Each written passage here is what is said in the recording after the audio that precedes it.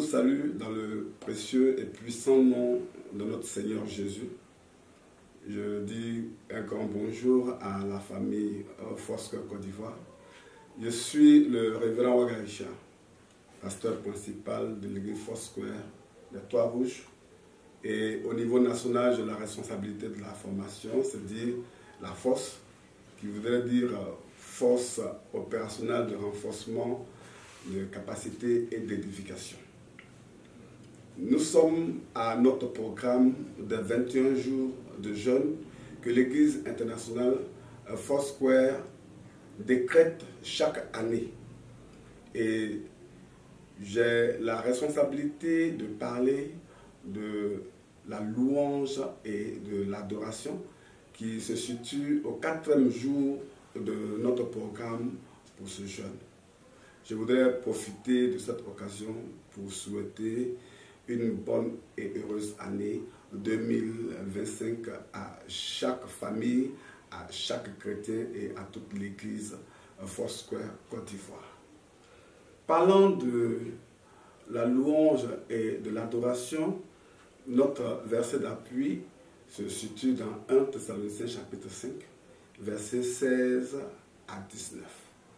Dans ce passage que certainement vous prendrez le soin de lire entièrement à la maison, les points saillants se situent au verset 16 où Dieu nous dit « Soyez toujours joyeux » et au verset 17 il dit « Priez sans cesse ». Pour parler de louange et adoration, je voudrais nous dire simplement que c'est le désir de Dieu pour chacun d'entre nous. Le Seigneur voudrait que, en tant qu'enfant de Dieu, en tant que racheté de Dieu, que nous ayons un motif valable pour le louer, un motif valable pour l'adorer. Quand je parle de motif valable, il s'agit pour nous de nous concentrer sur ce que le Seigneur est et sur ce que le Seigneur a fait, mais de bon pour nous. Au lieu de sélectionner les mauvaises actions et de sélectionner les mauvaises choses qui nous sont arrivées, le Seigneur voudrait plutôt que nous ayons un sujet valable pour l'adorer. C'est vrai, aujourd'hui, il peut y arriver que dans la vie, que les événements nous contrarient. Beaucoup de mauvaises choses se passent. La maladie, les accidents, la mort même. Et toutes ces choses nous enlèvent la joie de Dieu. Et toutes ces choses, je dirais, focalisent notre attention. Au point que, au lieu que nous soyons joyeux comme le Seigneur le demande, c'est plutôt la détresse. C'est plutôt le fait que nous soyons pensifs. C'est plutôt le fait que nous soyons déprimés. Or, ce n'est pas là le désir de Dieu pour nous. Il nous a rachetés à un grand prix selon qu'il l'a dit. Et ce prix fort ayant été payé, c'est pour notre joie, c'est pour la célébration de notre Seigneur, c'est pour véritablement l'élévation de notre Dieu que ce prix fort a été payé. Bien-aimés, Jésus nous dit, soyez toujours joyeux. Et il faut que nous puissions prendre cette pensée de Dieu. Parce qu'il dit que tout ce qui nous arrive, tout ce qui se passe dans notre vie concourt à notre bien. Il dit même que tout ce qu'il a créé, même le malin qui existe et qui agit, il a créé pour un but.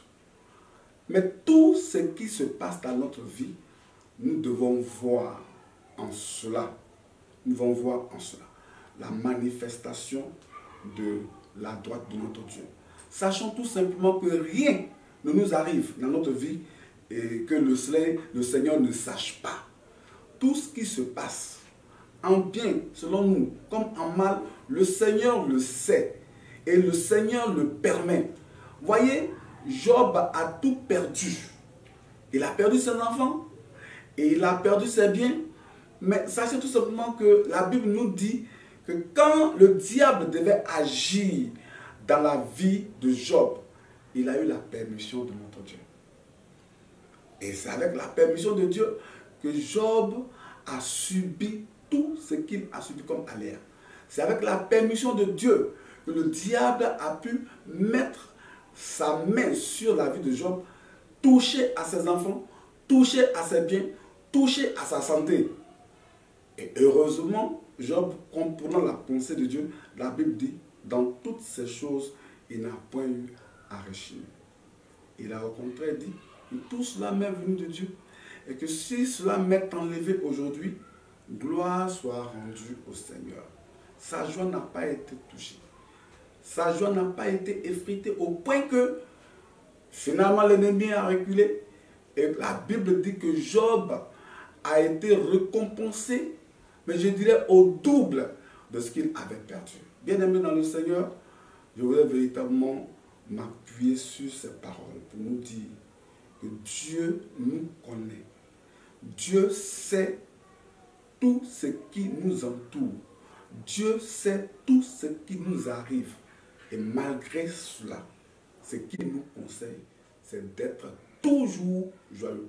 Je voudrais véritablement que nous prenions en compte cette expression de toujours, parce qu'il sait bien que ce n'est pas tous les jours que tout ce qui nous arrive se constitue un événement heureux. Mais que cela soit un événement heureux, que cela soit un événement, je dirais, pénible, Dieu voudrait que, en toutes choses, que nous puissions le célébrer. Je voudrais donc nous inviter à prier.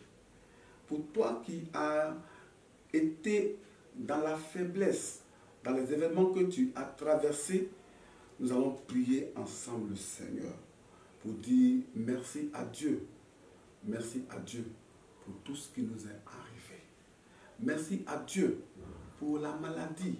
Merci à Dieu pour les épreuves. Merci à Dieu pour tout ce qui nous est arrivé. Et en tout, nous allons avoir un sujet de célébrer le Seigneur. Prions ensemble. Seigneur, nous te bénissons dans le nom de Jésus. Ta parole nous donne l'assurance que tu nous connais mieux que toutes choses, que tu nous connais mieux que nous-mêmes.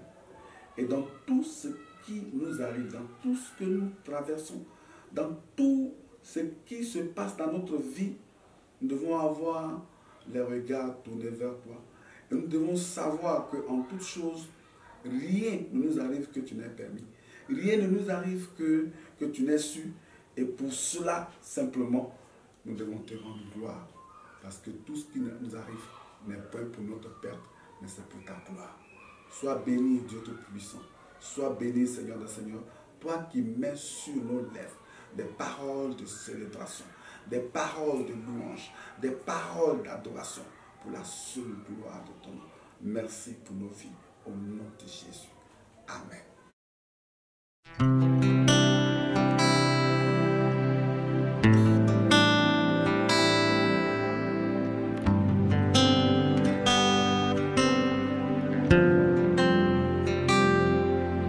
Toi qui nous viens du ciel, envoyé par